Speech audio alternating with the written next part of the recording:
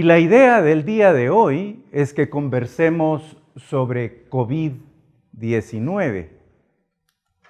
Y creo que usted estará de acuerdo, doctora, que lo prudente, lo primero para hacer es preguntarnos qué es COVID-19.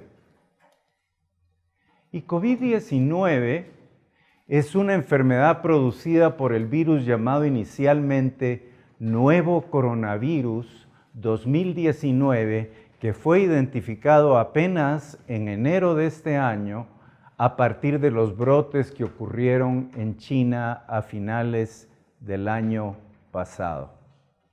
Sin embargo, este nombre no vino para quedarse y más recientemente fue renombrado como coronavirus 2 del síndrome respiratorio agudo severo, SARS por sus siglas en inglés, CoV-2.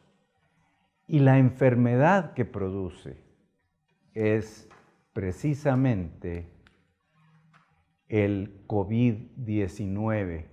Coloqué su nombre en inglés porque eso ayuda a que les haga sentido las siglas incluidas en el nombre. El virus SARS-CoV-2, la enfermedad que produce COVID-19. Y este SARS-CoV-2 pertenece a una familia de virus que causan síntomas que van desde el catarro común hasta las infecciones serias de las que hemos escuchado hablar. Son virus grandes, con envoltura de cadena simple de ARN en sentido positivo, pero yo les recuerdo que en sentido positivo se refiere a que tiene una similitud importante con el ARN mensajero y que puede ser transcrito con facilidad. Y estos coronavirus han producido brotes de enfermedad severa en el pasado, incluyendo el síndrome respiratorio agudo severo o SARS-CoV, sin el 2, que surgió en el 2002 y que casi misteriosamente desapareció un año después. Esta enfermedad ya no está vigente. La que sí está vigente es el síndrome respiratorio de Oriente Medio o MERS-CoV, MERS por Middle East, que surgió en el 2012 y que seguimos viendo casos. Y fuera de que es interesante mostrar que el coronavirus del que hablamos hoy no es el primero que ha producido infección seria, es importante hablar de estos para referirnos a la mortalidad producida por el virus actual en contraste con otros coronavirus. El SARS infectó alrededor de 8,000 personas, o en otras palabras, 8,000 personas desarrollaron síntomas y su mortalidad fue de 10%. El MERS, que todavía ocurre, aunque en una cantidad menor, 2,400 y tantos casos, la mortalidad de 34.5%. Eso es una tercera parte. Eso es una persona falleciendo de cada 3. Una mortalidad absolutamente dramática y que contrasta con la mortalidad producida por el virus actual. 2 fotografías electrónicas solo para hacerles ver la similitud que existe entre los virus. Este virus de hoy en día se clasifica como un betacoronavirus, pero ya les voy a mostrar la clasificación completa como SARS y MERS. Y SARS y MERS se originaron en murciélagos. No podemos estar 100% seguros si los 3 se originaron en murciélagos, pero que tienen un origen animal, La similitud es mayor entre SARS-CoV-2 y SARS-CoV que con el virus MERS, incluso el receptor cambia. Pero poseen una secuencia genética de 70% estos 2 virus de SARS, o sea que son muy similares en algunos sentidos. En contraste con estas enfermedades severas, tenemos que hablar de que coronavirus son causa común de catarro. Y se ha estimado que de 10 a 30% de los catarros en adultos son producidos por coronavirus. Claro, coronavirus distintos de SARS, MERS y COVID. Pero un punto a reflexionar muy valioso es que las pruebas de laboratorio que detectan estos coronavirus comunes no son capaces de detectar SARS-CoV-2. Y son parte, las pruebas de detección para estos coronavirus de esos paneles respiratorios de PCR o basados en reacción de polimerasa en cadena, que están presentes en hospitales privados e incluso en algunos nacionales. Algunos de ustedes han de recordar que cuando empieza el escándalo, alguien dice, primer caso de coronavirus en Guatemala, ¿sí? Porque llegó algún paciente con algunos moquitos y tos, le hicieron el panel respiratorio, coronavirus positivo, ya está. Son los coronavirus que producen catarros. La prueba para SARS-CoV-2 es una prueba específica de la que hablaré después. Insistiendo en aspectos de la familia, es una familia vasta de virus. Y de esa familia vasta, que también menciono algo luego, 7 son causantes de enfermedad en humanos, 4 catarritos y 3 enfermedad severa, SARS, MERS y COVID. Algunos, como decía previamente, típicamente infectan animales y han logrado evolucionar a infectar humanos. Y cuando se ha hecho el análisis epidemiológico del origen de SARS-CoV-2, parece remontarse a un mercado grande en China donde se venden o se vendían, porque está cerrado, animales vivos, animales muertos, mariscos, etc. Lo importante es que evolucionó y ahora es capaz de transmitirse entre nosotros. Para hacerles una idea de la vastedad de la familia y de la taxonomía del virus, estamos hablando de 39 especies en 27 subgéneros, 5 géneros y subfamilias. Y ustedes, académicos, porque este grupo es de los más académicos que ha pasado por esta Facultad de Medicina y los conozco bien, para ustedes académicos aquí está la clasificación completa. Y ya ustedes van a revisar la presentación o podrán revisar el video para ver la nomenclatura desde reino Riboviria hasta las especies de coronavirus relacionados con el síndrome severo respiratorio agudo, y luego ya viene la nomenclatura individual, como decir SARS-CoV-2. Hemos dicho en esta clase y en otras tantas que en la vida todo es llave y cerradura. La llave de este virus es una glicoproteína en la superficie que se unirá al receptor en la célula que será la cerradura. Y es apasionante. Y esto yo no lo sabía hasta el día de ayer que el doctor Tercero con aquella academia me lo explicó. Claro, fui a leer, como correspondía, que el receptor para SARS-CoV-2 es la enzima convertidora de angiotensina 2 con la que cardiólogos, internistas están familiarizados y que no es el motivo de esta clase.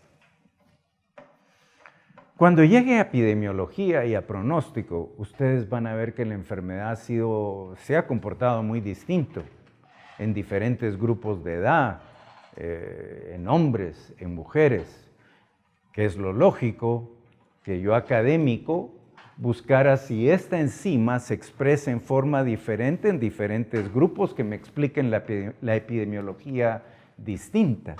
Sin embargo, a la fecha de lo poco publicado, estamos hablando de una enfermedad de 2 meses de edad, ¿sí?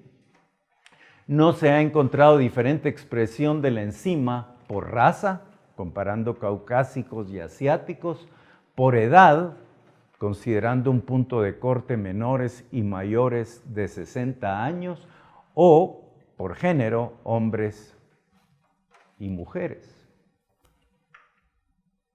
Pero muy importantemente, y voy a insistir en esto, hay una expresión significativamente más alta en fumadores. E insistiré en el riesgo relacionado con el tabaquismo. Para cerrar esta primera sección, esta es la imagen del mercado que nos tiene ahora de rodillas en el planeta, en mucho injustificadamente, diría yo, y en una forma casi demencial, pero este es el mercado que nos puso de rodillas, donde se cree que se originó el virus y que actualmente está cerrado. Un par de elementos de clínica nada más, porque la clínica no es muy complicada. Y siempre que hablamos de clínica, y ustedes son expertos en periodos de incubación de enfermedades infecciosas, ese es el primer elemento a discutir, y el periodo de incubación promedio es de 5 días, de 4 a 7 en promedio. Y para hablar de los síntomas, lo que hice es copiar, porque me parece interesante y de muy buen diseño, este afiche del Centro de Control de Enfermedades en Atlanta, en los Estados Unidos, que nos recuerda 3 elementos básicos: fiebre, tos y, diríamos, cierto grado de dificultad respiratoria o cortedad en la respiración. Es muy lógico pensar que esa tríada no tiene que estar presente en todos. Si a mí me da una enfermedad muy leve, no tengo por qué tener dificultad respiratoria. Tal vez tendré algo de fiebre, tal vez tendré algo de tos, pero no necesariamente un compromiso mayor. Para hablar de epidemiología, les quiero mostrar una publicación muy reciente de hace 2 días, y ya está desactualizada a la velocidad que el virus se está moviendo en el planeta. Pero hace 2 días hablábamos que en China había 80,000 casos confirmados con 3,000 muertes, 45,000, 44,500 curados. 3.6% es la letalidad reportada en China a la fecha. En el resto del planeta, cerca de 10,000 casos en 66 sitios, 528 curados, 133 fallecidos. Y lo que ustedes leen en las noticias hoy en día es cómo en Italia los casos se duplicaron y nuevamente ciudades enteras clausuradas, colegios cerrados, transporte cancelado. Una situación que con suerte les dejaron abiertas farmacias y algunos supermercados, pero la situación es pavorosa. Nos llega mucha publicidad sobre los fallecimientos en Estados Unidos, y a propósito de fallecimientos, tenemos que saber que la letalidad ha variado en los diferentes países. Ya mencioné China, pero mientras China 3.6 o Irán 5.5% en Corea del Sur. Tiene que haber diferencia no solo en los sistemas de salud, sino probablemente en el comportamiento de la enfermedad. Italia 2%, y hoy en día diríamos que globalmente la letalidad es de 1.5%. Ningún muerto es despreciable, pero debiéramos compararlo también con el 30 y tantos % del MERS y el 10% de SARS. Dentro de esta familia de coronavirus no tiene la agresividad de sus 2 parientes cercanos de enfermedad severa. Su número básico de reproducción 3 a 4, pero estoy seguro que usted conoce que es el número de sujetos susceptibles que se infectan luego de exposición a un caso. Y eso es de 3 a 4. No despreciable de nuevo, Pero recordemos sarampión, que sigue matando muchas más personas en el planeta que cualquiera de estas enfermedades.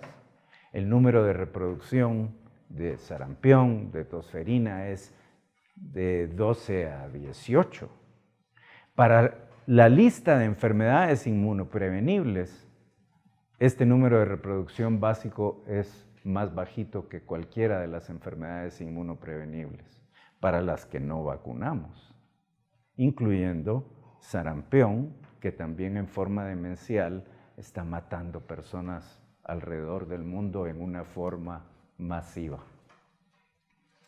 Para hablar de pronóstico, ustedes saben que yo soy simplista, o por lo menos trato de simplificar la información.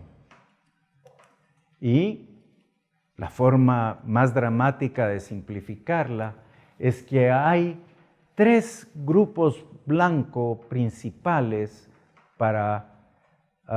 que tienen riesgo elevado de mortalidad. Esos somos los hombres, los adultos mayores y los fumadores. Y lo de hombres es particularmente interesante, ¿no? Es un poquito más de mortalidad lo que se reportó en China. La mortalidad en hombres fue el doble de la mortalidad de mujeres, en mujeres. Y esto no pareciera obedecer solo al hecho de que ustedes mujeres son el sexo fuerte por excelencia, incluyendo desde el punto de vista inmune. Pareciera obedecer a otros factores. Y de acuerdo a la Organización Mundial de la Salud, es de interés que en China la mitad de los hombres fuma, las mujeres 2%. ¿Es esto un marcador de género o es esto un marcador de tabaquismo? Y eso hay que ponerlo en la perspectiva de lo que antes les mostré. La expresión del receptor del virus es mucho o significativamente mayor en fumadores.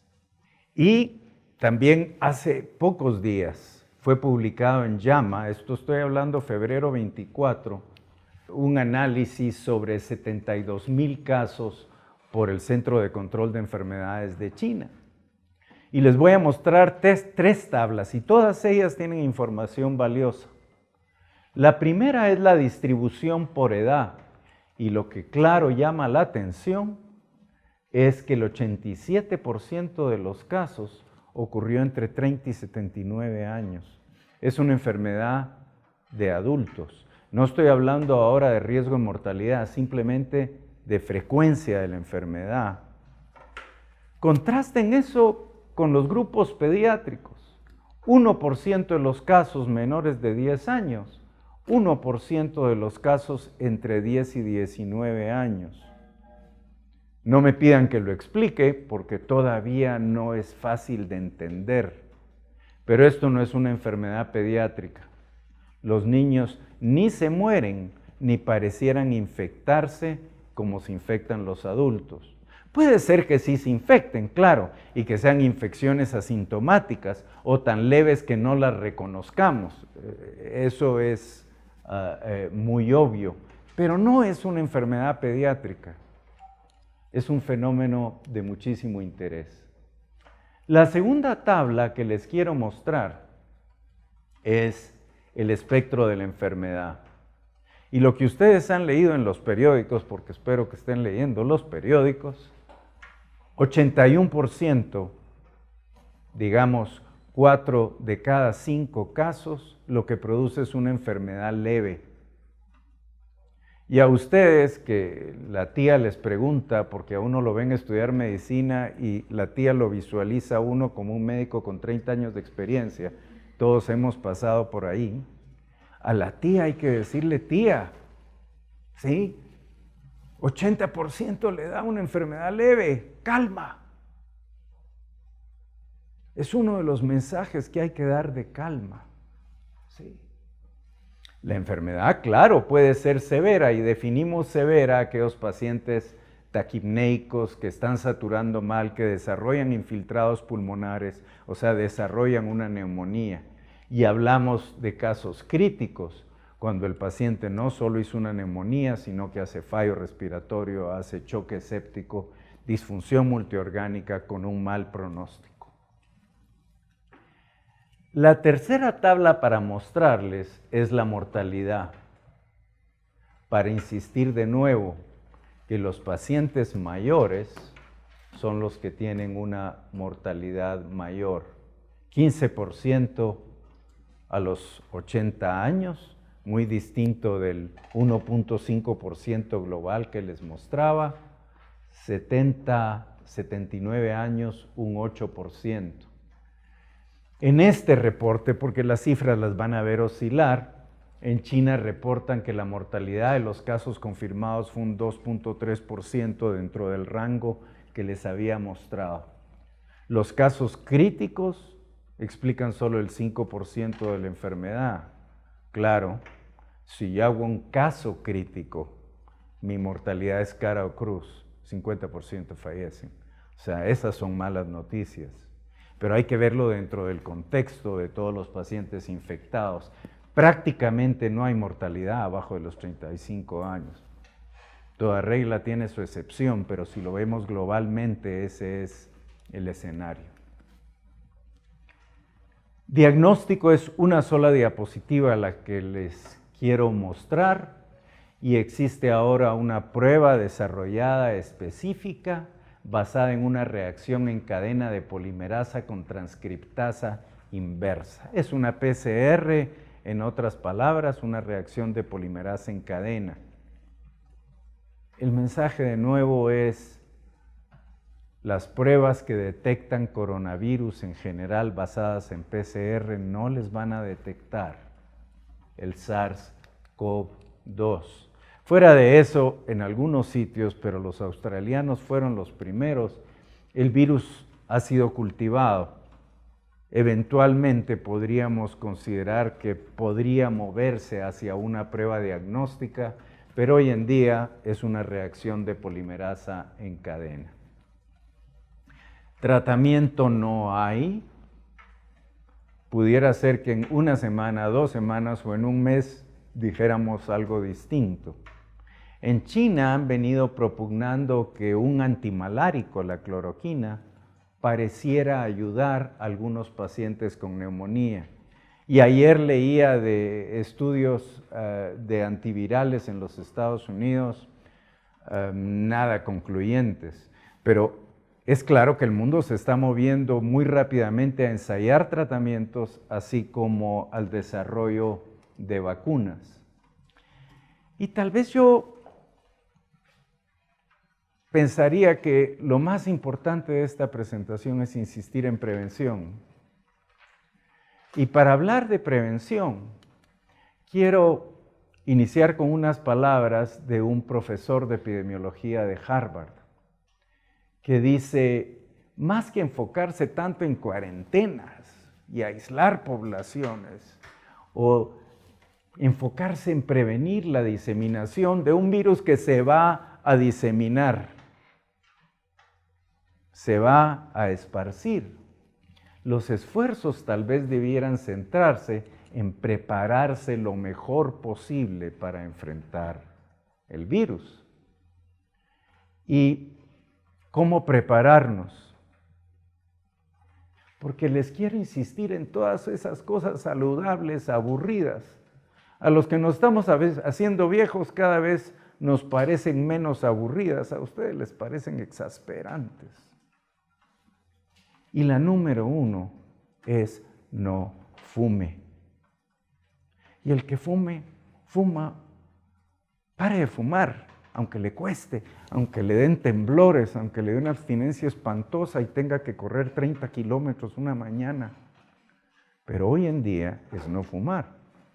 Y parte de la idea es que el fumador, fuera de tener una situación de riesgo para este virus por las razones que yo mencioné, está en riesgo de otras infecciones respiratorias, entre ellas neumococo. Cuando ustedes revisan la lista de población de alto riesgo Adultos de alto riesgo, según el CDC, para adquirir neumococo, fumadores son parte de la lista y que debieran estar vacunados. No esperar ser viejitos ni ser niños que fueron niños, sino que un adulto fumador tendría que tener vacuna para neumococo, que hoy en día no está disponible en el mercado privado en Guatemala, por ejemplo. He recibido llamadas de vacuna de neumococo. Es que fumo. Deje de fumar, deje de ser población de riesgo. Y si hablamos de vacunas, también la vacuna de influenza es importante. Primero porque influenza sigue matando gente y de pronto mucho más que coronavirus. Pero fuera de eso es importante que no se haga la confusión de cuadros clínicos. Brotes de influenza van a causar un caos en que el personal médico va a tener dificultades para diferenciar los dos cuadros. Haga ejercicio y coma bien, qué aburrido. Sí, pero es básico. La fotografía lo que muestra es la típica dieta mediterránea. Sigue siendo catalogada como la mejor dieta para prevenir enfermedad cardiovascular. La UNESCO la considera patrimonio de la humanidad. Y como no les puedo preguntar qué incluye, pues incluye nueces, verduras, frutas, aceite de oliva es el aceite, ¿sí? Aunque los chefs dicen que para freír por tiempo largo el aceite de oliva no es el mejor, pero aceite de oliva. Las bebidas son dos, agua y a mayor gloria de Dios, vino, ¿sí? Prácticamente no tiene azúcar. Y no tiene azúcar porque los postres son fruta. La azúcar, pero yo no me puedo seguir extendiendo, no es un nutriente porque usted no tiene requerimientos de azúcar. O sea, no califica como un nutriente y es el nuevo tabaco. Me encanta el tema, eso se nota, pero el punto es que un estilo de vida saludable es básico para prepararse para este virus y no conozco ninguna enfermedad en que dejar de fumar pueda hacer tanto impacto en el curso clínico como para esta enfermedad. Si no quieren dejar de fumar por enfermedad pulmonar obstructiva crónica, cáncer de pulmón, cánceres de otro tipo, inmunosupresión, dejen de fumar por coronavirus 2. Llegando a cosas más terrenales, hablemos de las otras medidas que ustedes han leído en los periódicos. Nada sustituye al lavado con agua y jabón, por lo menos por unos 20 segundos. Más infecciones se transmiten por manos sucias que por contacto con las microgotitas de saliva. Y luego, la disponibilidad de geles con alcohol. Pero todos los días mira uno geles que son perfumitos. Tienen que leer en la etiqueta que el contenido de alcohol sea mayor del 60%. Si no es un mal gel o no es un gel desinfectante. Y también debemos recordar que los geles no son sustitutos del agua y jabón. Nos sirven en muchas circunstancias durante el día cuando no podemos lavarnos las manos. Dejemos de tocarnos ojos, nariz y boca con nuestras manos sucias. Eso es esencial. Evitar enfermos es básico y el enfermo que permanezca en casa. Cubra su tos, que yo los he escuchado hablar de cubra su tos, que fue una estrategia desarrollada para influenza. En lo que consiste es que yo no me tapo con la mano la boca cuando estornudo y toso. El CDC dice que si yo tengo un pañuelo facial, un Kleenex le decimos más habitualmente, puedo taparme y descartar, pero eso no es práctico. Y casi nunca a la velocidad que se me genera el estornudo yo voy a correr y a encontrar cómo taparme. Simplemente no usar manos, usar la manga cuando toso y estornudo.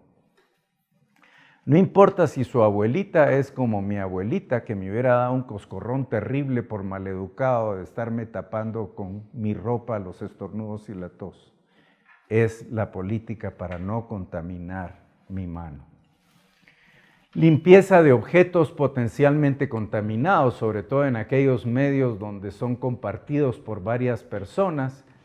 Y finalmente, es una recomendación muy relativa, si tiene más de 65 años, que vieron ustedes que es el grupo de principal riesgo, evite viajes. ¿Sí? La edad es un punto de corte arbitrario, yo casi estoy ahí, pero les aseguro que mi salud es de un cuarentón, de un cincuentón, lo que sea, ¿sí? Mientras hay alguien que tiene 50 años con una enfermedad metabólica terrible, diabetes, se le están necrosando los dedos del pie, la edad siempre va a ser un marcador relativo. Por supuesto no es promoción, pero para recordarles que hay geles específicos con un contenido de alcohol alto. Y hoy hablaba con mi hija que vive en Estados Unidos, casi no se encuentra ya en los supermercados de Estados Unidos, esta marca que es de las mejor posicionadas. Lysol o Lysol, recordarles, y lo revisé ayer, que el contenido de alcohol es alto, sí puede funcionar y tienen toallas para limpiar superficies y demás, cosas que uno podría considerar. Ahora, somos médicos, ¿sí? Y otras medidas están relacionadas con la atención de pacientes. Paciente sospechoso, cuando pase por esa puerta, le digo, póngase esta mascarilla. Antes de hacerle preguntas de su historia clínica, antes de cualquier otra cosa, antes de examinarlo, póngase la mascarilla. Y en general para el paciente se consideran más las mascarillas quirúrgicas comunes y corrientes que cuestan centavos y que ahora las venderán en 300 quetzales en la esquina, pero son las mascarillas comunes. Ahora, yo sí me voy a poner una mascarilla de las que son más aislantes. Ustedes han leído de las N95 y hay otras variedades, pero el paciente podría atenderse teniendo una mascarilla quirúrgica. Todavía no entendemos ciertos elementos del virus, pero ustedes conocen que hay virus de transmisión respiratoria que son capaces de entrar por las mucosas oculares. De tal manera que otra protección son, no sé cómo decirlo, pero esas gafas protectoras que nos pueden servir hasta para procedimientos quirúrgicos.